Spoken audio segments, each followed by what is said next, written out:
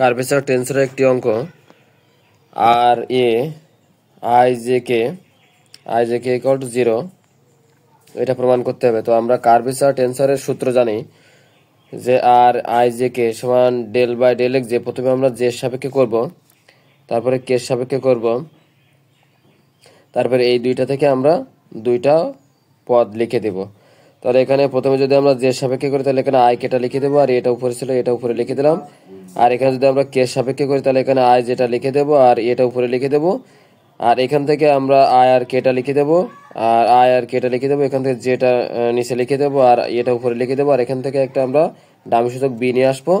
ঠিক একইভাবে এখানে মাইনাস দেবো, কোভেরিয়েন্টের জন্য মাইনাস। তাহলে এখানে আমরা আই আর জে লিখে দেবো, জে লিখে দেওয়ার পরে এখানে আমাদের কেটা নিচে লিখে দেবো এবং এটা উপরে লিখে দেবো।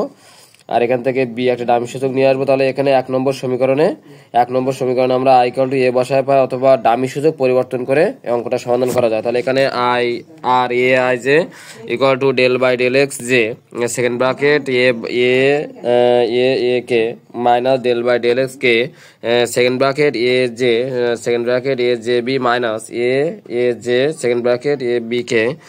এখান থেকে আমরা যদি ডামি সূচক যদি আমরা আয়ের জায়গায় এ মানটা পরিবর্তন করি তাহলে এখানে del by del X J A by A K minus del by del X K A J plus B by A J second bracket A K B minus B A J into A B K.